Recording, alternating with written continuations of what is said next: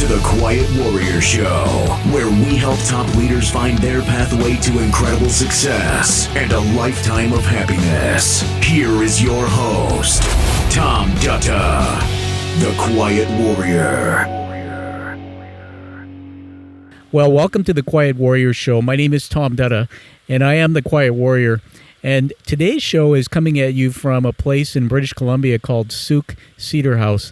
We just set up our mobile studio. I'm totally excited to do this radio show from the courtyards of this incredible resort. In this resort, if I can just draw a picture, because for those of you who know me, I'm a visual person. Well, I'm looking out now. We're in the courtyards at a fountain. There's lily pads. There's goldfish. There's Japanese gardens. It's intimate. There's every type of shrub you can imagine. And for those who know British Columbia, if you've ever been to Butchart Gardens, it's absolutely a spectacular part of the world that we live in. And the backyards here where we're staying at this bed and breakfast is like Butchart Gardens. It's intimate. It's incredible, the wildlife. And so the Quiet Warrior Show is now going mobile. We've got a mobile studio will allow me to go and record episodes, interviews all over the world with amazing guests. So I thought I'd start out today by testing this out. We're going to be uncut, unfiltered on my first episode from the mobile studio called Incongruent Leadership. Incongruent Leadership, the pathway to the leadership graveyard. So why am I telling you that? Well, I want to talk to you in chapters in this story. We're going to go for about 20 minutes today. And by the way, it's beautiful and sunny here. And I forgot to tell you that my wife and I have decided to go away from a week totally unplugged. We're unplugged from the real world, no TV, no Facebook. And busy executives and leaders, sometimes we get on this unthinking treadmill of life and we just forget that our brains go too fast. We need to slow them down. And sometimes going away and just unplugging from life is just a gift. So incongruent leadership, let's start with the definition. And my definition is when a leader shows up as someone they aren't, then that can be devastating to not only their leadership, but also relationships in the workplace and outside of the workplace. Let me explain using my story. Those of you who've read my book, The Way of the Quiet Warrior, it's a business book written as a fable and a business book. It's a hybrid. And I talk about the journey I made as a child into corporate America, where I spent over 3 decades before I decided to start a leadership development company and do the work I'm doing today. And well, let me take you right back there to the first chapter. I was the son of immigrant parents, and my father, I love my father. He passed away early this year, and I miss him, and I honor him with this talk. My dad, though, however, was not the greatest dad. He was a violent man. He became a very bad alcoholic. He was a commanding officer in the British Army, and as we immigrated to Canada, our home now, he became a commanding officer here. So you can imagine I grew up with a man who was violent. It was command and control. I took a lot of that personally, and unfortunately, right through to my mid-teens, life at home was traumatic. And I thought that's just the way it was. But the good news is I escaped all that. My parents divorced, the house was lost, everything fell apart, and I thought, well, it's time to move on and start my own life, and I went into corporate America. And if you think about my background, when I say I've worked for 3 decades, I've worked across 5 different sectors. And I started, like everybody, right out of university, working hard, trying to work my way up the corporate ladder. Became a manager at age 21 in the banking industry, and then a chief executive officer at age 31. And I didn't even know what it was. I just decided I'm going to work hard, and I'm going to stretch, and I'm going to get there. And I decided to turn the meaning of my early part of my life into something, and I didn't know what it was. So in the first third of my career, I was winning awards because, well, corporate America rewards us leaders for performing. And I was driving hard, and I'm going to bring in some motives into this. Let's just say I was, call me Mr. Red, and I had the motive of power. And some of you know from previous episodes I've done that I use some personality science. Motive-based science is very rare and it's unique, and I believe it stands above all the other behavioral science tools that are out there. But in corporate America, we know about personalities have an impact on the work we're doing. Let's just say that I was driving hard as a red personality, the power motive. That means I woke up every day and I was driven to get things done, to perform, to achieve. And in fact, in my top 5 values, which I discovered later, the word love, the word gratitude didn't exist. The top word in my values was significance. Does this sound like somebody you know? It was always about getting the best result, about achieving the goals, about having the biggest paycheck, about having the title of being the leader, and accumulating a quantity of stuff. My success led me to great lifestyle, but there was something missing. And so as I started climbing that ladder and becoming successful, I couldn't see it, but I had significant blind spots. And my first job as a CEO, it was an American company, and I was based out of Vancouver, British Columbia, Canada. And it was exciting. I had just got married. My first child was on the way, my daughter, who's now 20 in university. And, I became the CEO, and they gave me a coach. And quite frankly, I didn't know what to do with a coach. And I said, well, maybe I'll just go along with this. And I think the price tag on this coach out of Toronto, Canada was about $50,000 to the company. I went, whoa, that's incredible personal development. But that was my first introduction to coaching and the value of it. So as I started doing the job as CEO, this coach followed me around and took notes and observed me. And I just thought, that's pretty cool. And, one day she sat me down in the boardroom and she said, Tom, let's talk about the feedback that I've got. And she had done a bit of a 360 survey. If you know what that is, it's by seeking feedback confidentially from others. And at that point in time, I had taken over a company that was sick. The culture was sick. They had fired the president. The president was in Canada. They had done that decision from the U.S. Many of the clients were unhappy and leaving, and the staff were upset. And so I walked into a minefield of issues. And the important part about this, everybody, is that if you're going to be a leader, a lot of times leaders are brought into situations where you have to be better than what you come into. You have to be stronger on the ground because people are looking to you to guide them through that. And so I showed up as this power-based leader, just driving to get things done. I thought, that's how it is, and I'm just going to fix this and turn it around. Well, I was blown away because some of the feedback I received just stopped me in my tracks. There was good feedback. She said, you know what? People like you. You're getting things done. The board appreciates what you're doing, and you've got this business plan to write and secure funding so you can reorganize this company. And she said, you've got a bunch of new vice presidents that you've just hired. And she said, Tom, in order to gel that team, you have literally days and weeks to get the trust and rapport up. And she said, we got some issues. And so she gave me some key words that came up. She said, some of the feedback about you, besides the positives, are things like you're seen as grandstanding, or you're seen as a lone wolf, or maybe it's your way or the highway. You seem to drive people hard, she said. And she said, sometimes when people are sitting in a room, and I've observed this of you, Tom, you're driving the agenda on behalf of the company, but people are sliding in their chairs, you're losing them, and you can't feel that, you can't see that. And that was the first time that I received that feedback, everybody. And if you've listened to this as a leader and you've had that 360 feedback, I had a boss once at TELUS where I worked, our big telecommunications company, and he said, Tom, when you get a 360 survey, be prepared to get whacked. I said, what? He said, be prepared to get whacked. He said, like whacked on the head. He said, you're going to run to your cave and you're going to cry a little bit and you're going to come back out. But here's the thing, most leaders like me at that time, remember I was 31 years old, life was beginning for me on the corporate track, the top level. Most people dismiss those. They put it in their drawers, the reports, and they say, thank you very much. But they're in denial, and they really keep going, and nothing changes. So let me wind this clock forward a little bit and tell you what was happening there. That it took me a good 8 or 10 years before I did some self-discovery work. And I finally discovered that I was showing up as somebody I was, and I was showing up as incongruent.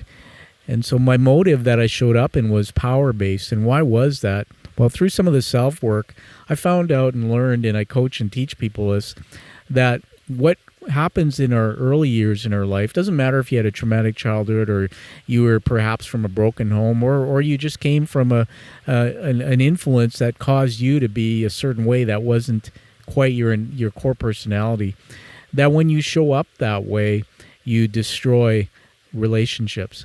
And I'm being bold, and I'm going to say that again. You destroy relationships. And once you destroy relationships, especially in a corporate America, when you're in a team environment and people don't trust you, you'll never be able to succeed. And I'm being bold, but it's true. Those leaders who show up incongruent more than likely never succeed in their roles. They're never happy and fulfilled. Many of them last 2 or 3 years, and then they're on to another job, or they're pushed out of I call it freeing up your future, because they just can't fit, because they're not showing up authentic. Well, what I discovered was back in my early years, the rules and belief systems that my father taught me from driving people hard. The way you showed love in my household wasn't the way traditional people experienced love, and there was no gratitude, there was no values of that kind. So I came into this world innocent as a kid and learned from my environment, but I had a core personality that was different. So my core personality, I'm going to use the color blue. We'll call me Tommy the Blue. Mr. Blue, the motive of a blue personality is intimacy. And for some of you who have done some of the work with me, you'll know this, but for those who haven't, I won't get into the depth of it. But the motive of intimacy, and it isn't sexual relationships, although those are important in any relationship, but the motive of intimacy is I'm driven to build deep, lasting relationships with people. That's how I get things done. I get things done through other people, and I live, and I need that energy. And by the way, if I'm standing in Vietnam in one of those prisoner of war camps, if you remember the history of Vietnam, and there's those hot boxes where they lock up prisoners for long periods of time, and there's a hot box with a blue personality in it, that's me, and one with a red personality, well, I'll probably die a lot quicker than the person in the other box because I need people in my life. I need to communicate and build those deep relationships. So why am I telling you that? Well, if we go back to the story, I would show up at work driving, and I wasn't caring about people's feelings. I wasn't seeing sometimes their pain. I really didn't care about the small stuff, to stop and say, how's your day? How's your child's birthday party last weekend? I want to hear about that. I wasn't really caring about intimacy. And instead, I was using my motive of power. But unfortunately, I was also living in the limitations of my personality. And this is the second part of the discovery, and that we all have an innate personality. And, you can get a personality assessment done. There's so many of them on the marketplace. But the one I know and I use is what developed me and changed my life. So my natural talents and strengths, I can just tell you that I'm a guy about quality and service. That's my natural talents and strengths. That's my primary motive, is intimacy, to build deep relationships, get things done through nurturing and developing people. However, I'm prone to some of my limitations, and I know what those are. But in my red motive, my other part of my personality, some of the limitations are these. And these are a little uncomfortable to talk about, but they are things like being arrogant, being insensitive, all about me, and being impatient. And so if you take those and you live through them and you lead through them, you can destroy relationships. And so here's the part of the discovery that changed my life, and I want to share with you and see if I can have you take this point as the aha moment of this show. And that is, if your core personality is one, let's take me for example, Mr. Blue, and I show up as Mr. Red, that's going to be problematic for me, but I'm not going to fail. I mean, some people still, can be successful. It's harder showing up, in not in their innate personality that they're given. However, if I show up in the limitations of my red, I can destroy the relationships with other people. And that's what was happening. That was really the story back then. In the early part of my career, I hit a wall. I almost lost that job, actually, and I remember the board saying to me, one person on the board was playing golf for me somewhere down in Florida at a retreat, and they said, if you want to be the man, you're going to need to make some changes. And I was in denial that I needed to make change. Well, what happened in the round table around the boardroom with my coach back at the home office, my coach kept giving me this tough feedback, and I was dismissing it, and then finally she broke me. Now, if you've ever done coaching or you're a coach or you've given feedback to people and you get them to that breaking point, it's really where you experience so much pain. You agree you need to shift and change. And sometimes we cry, sometimes we get angry.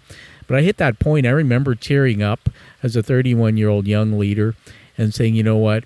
All right, I got a new family coming. I can't lose this job. It's my first chief executive officer role. I've always wanted to be one. And so what do I got to do? Let me talk about the impact on the people when you're incongruent. So if you're showing up in an inauthentic way and in the limitations of your personality, then I say you can destroy relationships. I'm not mincing words, everyone.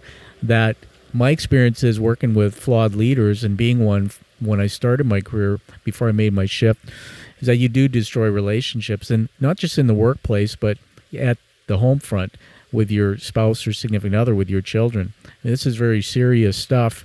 And so how do you know what your intact personality is?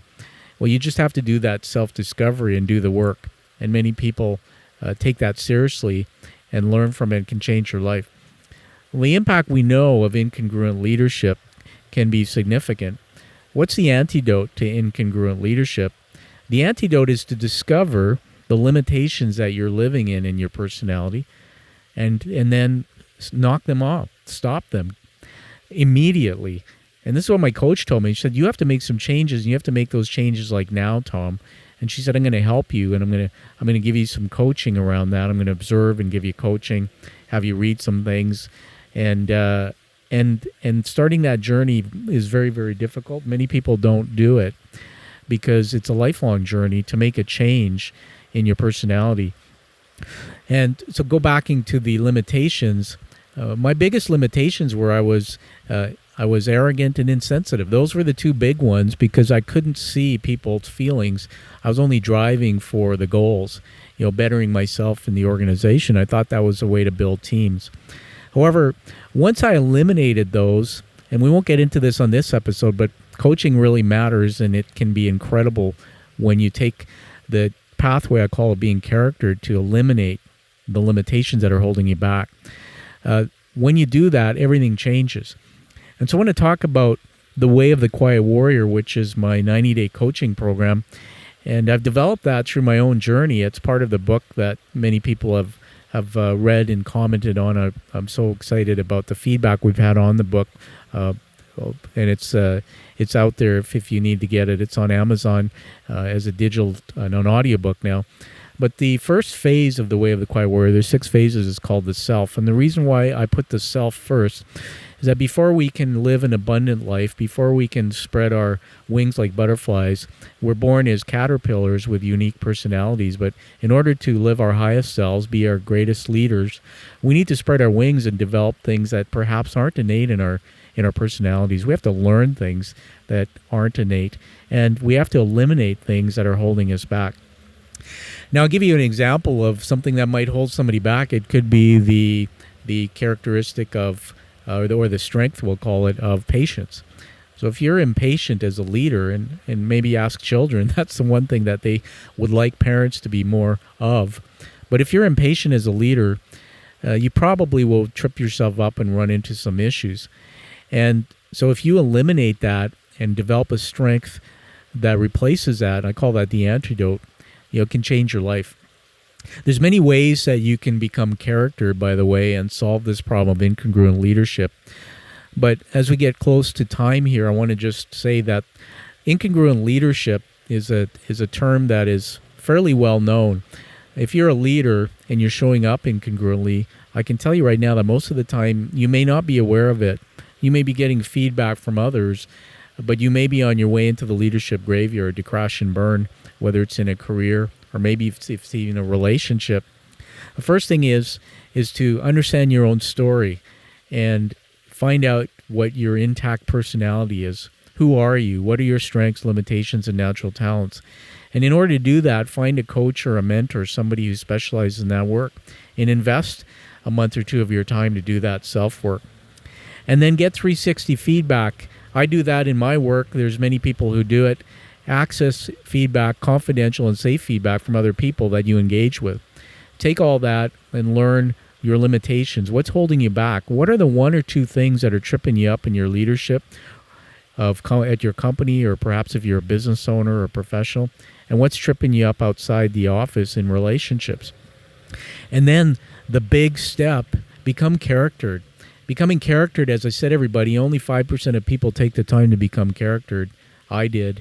And when I tell this story to people, and I wrote about it in my book, people who know me today, who never worked with me way back in my 30s, said, wow, you were like that?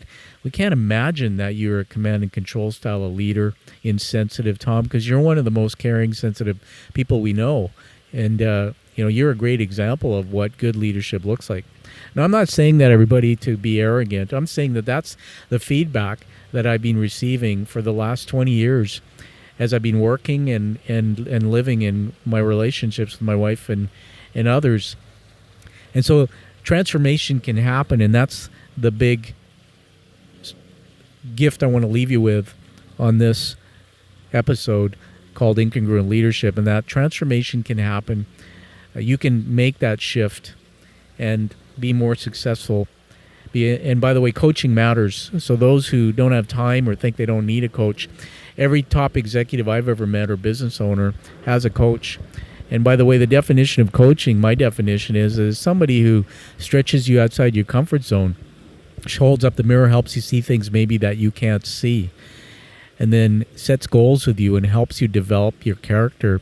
You do the work. And by the way, developing character is hard work, but you do the work and the life will change forever. You can live an abundant life, a happier life, and I'm not talking about just financial happiness, but inside what you've been looking for as a leader and as a human being. And when you make that turn, you become character, then you stand up on the top of the roof and you shout out loud and you celebrate, because when people have developed something in their character, you can tell. People who know them just can tell. And their life, the impact they make on others, changes forever. So this is Tom Dutta. I'm going to end on that note, and thank you for hearing this episode. If you want to go back and check out other episodes, go to iTunes and find this show. We've been doing it for just about a year now. We've got some great content coming up over the next year, and give it a rating so you can honor the work that we do here. It's a platform for guests and leaders to come and tell their authentic stories of success and failures along the way, and learning for generations to come. My name is Tom Dutta. I am the Quiet Warrior. Live life with passion, find that true purpose, and live that life that you deserve and desire. Thank you for listening to The Quiet Warrior Show. KRE-AT is a motive-based leadership development firm. www.KREAT.ca